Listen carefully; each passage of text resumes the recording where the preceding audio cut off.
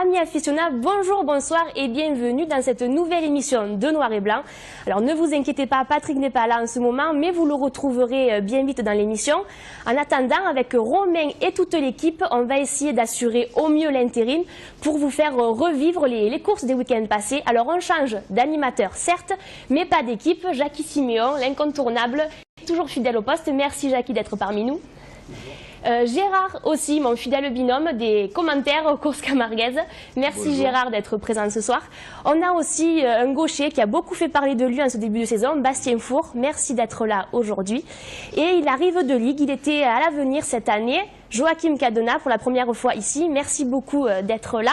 Peut-être regarder les diffusions, les horaires de diffusion de l'émission. Donc vous voyez la première diffusion est sur les trois canaux le mercredi à 18h30 et après vous pourrez regarder toutes les émissions sur différentes chaînes et à différents horaires. Alors aujourd'hui de nombreuses courses dues au pont justement du 8 mai, donc plein de courses à venir, mais on commence tout d'abord avec le sujet concocté par Romain Beaufils sur les abrivades. Bonjour et bienvenue dans votre rubrique Abrivade. Nous allons revenir sur les nombreuses manifestations qui ont eu lieu pendant ce long week-end du mois de mai. Un grand merci à tous nos caméramans pour leurs images.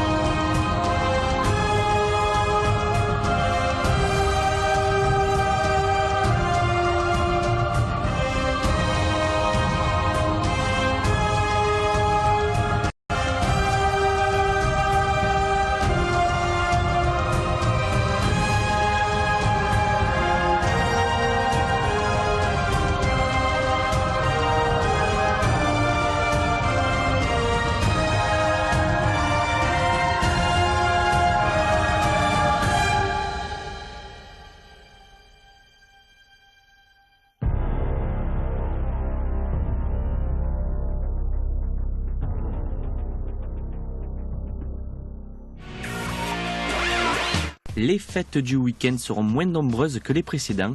Aigues-Vives, Aigremont, Busignargues, Calvisson, Castries, Coms, Jonquière-Saint-Vincent, La Calmette et Vergès entre autres. Des fêtes, des taureaux, vous n'en manquerez pas ce week-end. Vous pouvez retrouver tous les programmes via Facebook ou les différents forums camarguais. À ce week-end sur les parcours d'Abrivade. Et on reprend donc avec la course qui avait lieu ce jeudi 8 mai aux arènes des Saintes-Maries de la Mer pour la journée en hommage à la manade Aubanel Baroncelli. Et bien sûr Pierrot Aubanel qui fait la capellade pour la complète de sa manade. Donc Cochise qui commence son quart d'heure bien placé aux planches, qui n'a pas été non plus submergé de rasé. Lafare se lance dans une série avec Sanchez et il rentre une ficelle. Carolin, très méchant, qui a dominé De belles accélérations, de belles poursuites et qui s'est échauffé au bout de son quart d'heure, mais qui n'a pas eu assez d'adversaires pour bien s'exprimer. Et il rentre une ficelle à 250 € tout de même.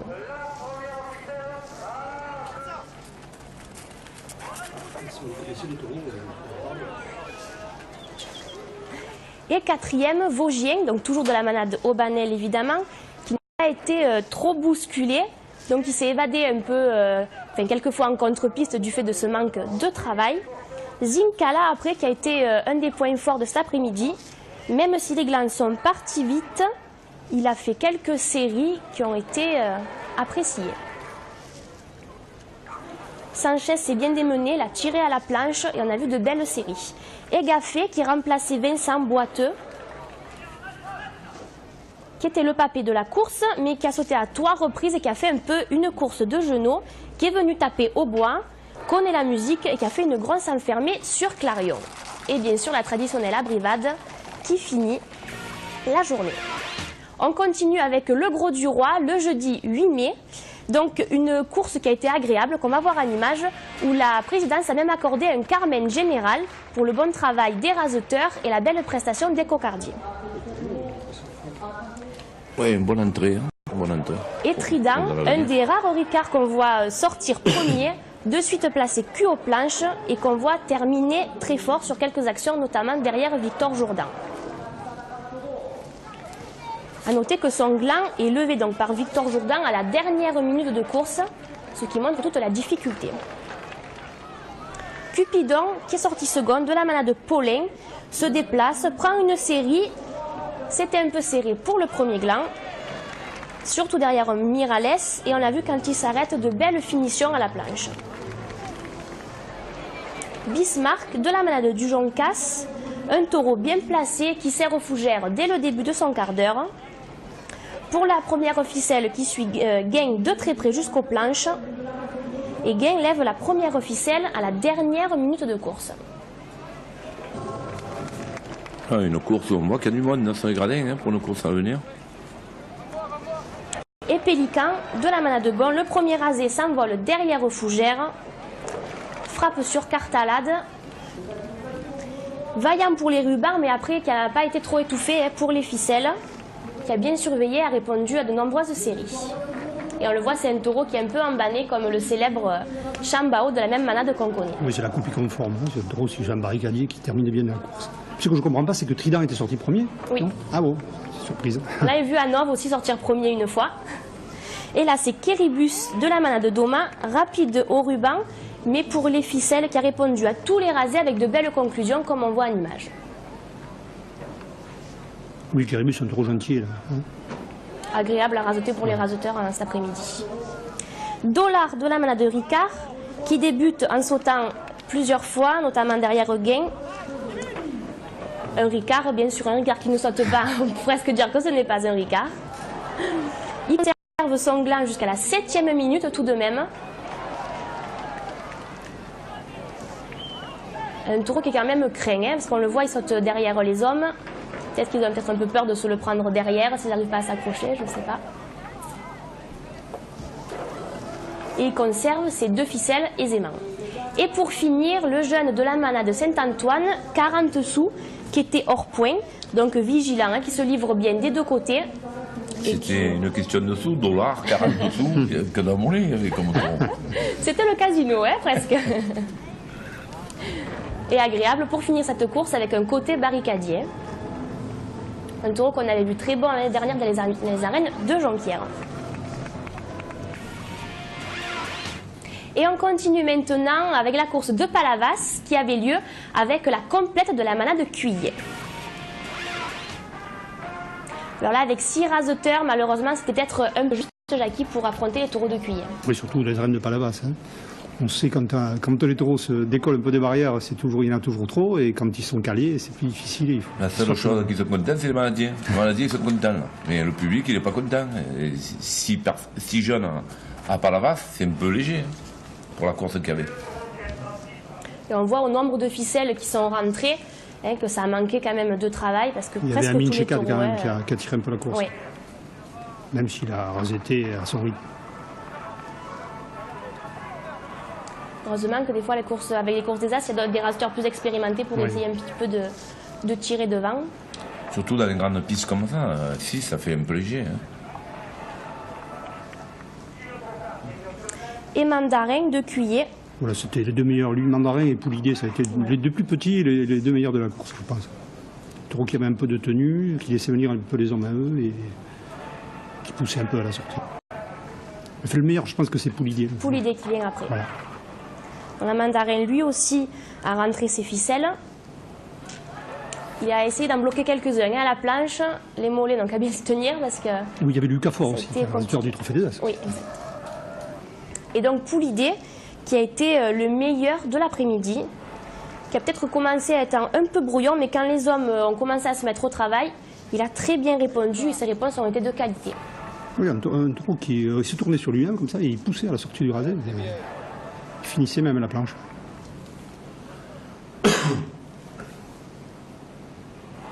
Lucas qui commence à bien revenir. Oui. On commence un peu à le retrouver dans ses rasés. Peut-être que justement, étant à l'avenir, il reprend un petit peu confiance et revient un peu mieux. Il faut qu'il retrouve le rythme, hein. Un an sans courir. Oui, c'est pour ça. Et là, Tu c'est vrai perds que ça fait tout, plusieurs les courses, automatismes. Ça fait plusieurs courses que je le vois où il recommence Là, à c'était faire Dalos. des rasés Dalos, qu'il savait faire. Ouais, ça aussi, il était à Dalos qui se cabre, on voit même il des était un peu derrière brouillon en devant, début de course et puis après, je pense qu'après, quand il est un peu fatigué, je crois qu'il a mieux fini que d'habitude. Oui. Et donc on continue maintenant avec le 10 mai, la course qui était à Saint-Martin-de-Croix. Alors là, le leader de cet après-midi, ça a vraiment été Jean-Henri Oudjit, qui a été présent sur tous les taureaux et donc qui a félicité parce que c'est vraiment un bon jeune en ce moment. Hein. Martin Cochet aussi, qui a beaucoup radoté. J'étais à la course.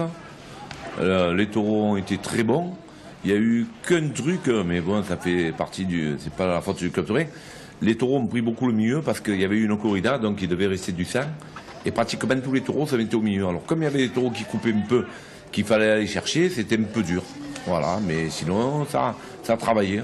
Il y a une bonne ambiance, surtout. Et c'est vrai que Woodfield a été la locomotive à droite. Et j'aurais pas le dire Woodfield. Et Martin Cochet et Lucas Fort. Lucas Fort aussi. Qui a fait des rasés depuis que cette blessure qui revient. Il commence à retrouver ses beaux rasés qu'il avait. Alors certes, pas beaucoup de raseteurs du Trophée de l'Avenir pour cette course, mais à savoir qu'ils étaient prévus et blessés, donc c'est pour ça que d'autres sont venus remplacer, même si ce n'était pas de l'Avenir. Oui, il y avait Marquis qui devait venir, il y avait un autre droitier, je crois. Et bon, il manquait quand même 2 hommes. Et là, on voit Duc dans une image qui était sortie à Mouriès et avait fait cette fameuse envolée derrière Sofiane Rassière. Donc le taureau, vu qu'il n'a pas été trop raseté, est-ce que les raseteurs se souvenaient qu'il avait fait cette grosse envolée aussi? Oui, parce que... S'ils ne se souviennent pas, il s'est passé le beau. Hein. Et alors, justement, ils en parlaient. Et alors déjà, avant de l'attaquer, ils commençaient à dire... Alors moi, je leur disais, non, mais ici, il n'y a pas de mur, il n'y a que des portails. Ils ne sortiront pas le tour. Et c'est Diogène de Maya donc, qui a fini la course. Et la première ficelle a été à 200 € pour Éric Radouane. Il y avait aussi la deuxième journée du trophée Jeannot Cambi. C'était aux arènes de Valabrègue. Et le public est sorti enchanté de cette course. On a vu un beau duo avec Ouf et Guyon qui ont été un peu les meneurs de cette course. Et le premier donc, a été Shérif de la Manade Bon, 2 minutes pour les rubans et puis qui s'est amélioré au fur et à mesure de son quart d'heure, qui baissait la tête, donc ça rendait la tâche plus compliquée pour les raseteurs. Ensuite en second est sorti Pur Pan de la Manade Maillan, qui se retournait très vite, qui a mis la pression un peu au raseteur, très très vigilant, qui a fait rompre, chasser et qui a fait réfléchir quand même les raseteurs.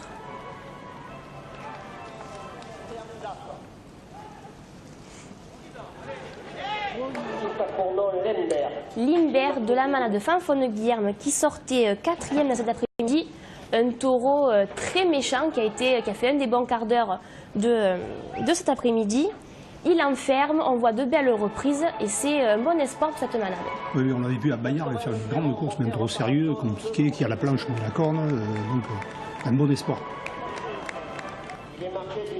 Vinom de la Manade Fabre-Maillan sortait 5e, qui démarre fort avec les pattes sur le marchepied. Derrière Guyon. Beaucoup de beaux rasés avec Julien Ouf qui était là, et même si c'était une course aux As, avec une course à l'avenir avec Julien Desas. Ça a été bénéfique pour la course. Et pour finir, Al Capone, avec des blancs un petit peu timides peut-être du fait que le taureau allait très fort à la planche. On Ouais, le c'est voit un une très taureau qu'on a grosse action. déjà vu, il est barricadier et il aime la bourre aussi.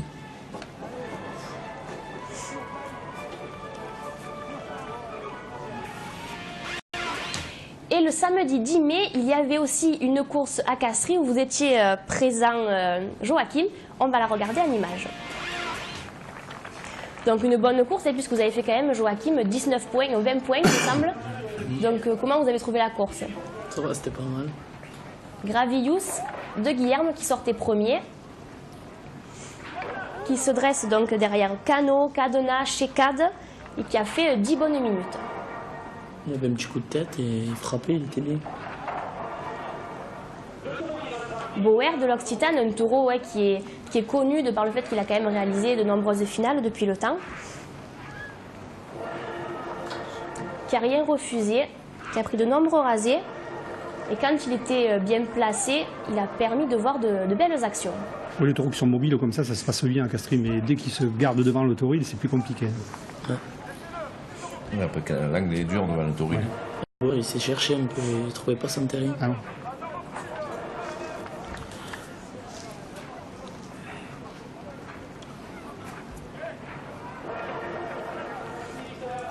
Coty Chavari de la manade de Chabalier qui a été le bon taureau de cet après-midi, qui était un taureau un peu jeune, donc il a été quelques fois en contre-piste, mais qui a quand même un très bon espoir pour la manade, qui a fait de nombreuses actions à la plage, comme on le voit en image. Un taureau que vous avez bien aimé, Joachim? Ouais, il était très bon. Ben, c'est bien pour la manade de Chevalier qui revienne un peu au premier plan. C'est le chevalier du ciel ou... Chez Chabalier. Chabalier. Chevalier. Je connais pas. Ah oui, qui avait la vache, qui avait gagné l'année dernière au Ouais. jour. Hein. Ah d'accord. Encore une belle action. Amine Chekad qui était présent dans cet après-midi. Et Minchekan, il rasait tous les jours alors. Il a été pas la vache, omniprésent ça veut dans dire. toutes les courses. Ouais. Il a fait un gros week-end, hein. Il a couru. Presque tout. Ouais, toute la course. Une belle action derrière vous, Joachim. On le voit un très très bon quart d'heure. Ensuite, Kaelus de la manade SP Libyan qui enchaîne les rasins au début de quart d'heure, très attentif aux ficelles et qui a permis de voir deux belles séries. C'est un taureau qui anticipe un peu hein, sur le départ du rasin. C'est qui là qui s'est fait enfermer? Joachim, une Non, belle c'est action vrai. et vous avez eu la ficelle à la 12e minute sur ce taureau. Roufian de la manade de la garde qui de suite donne le ton en fracassant les planches. Hein.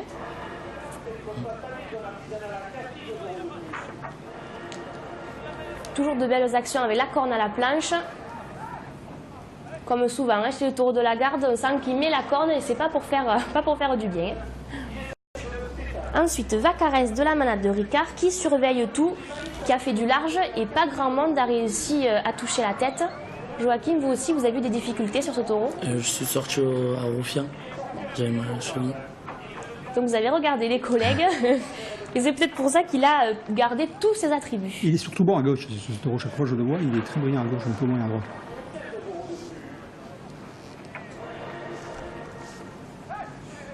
Et toujours Amine Chekad.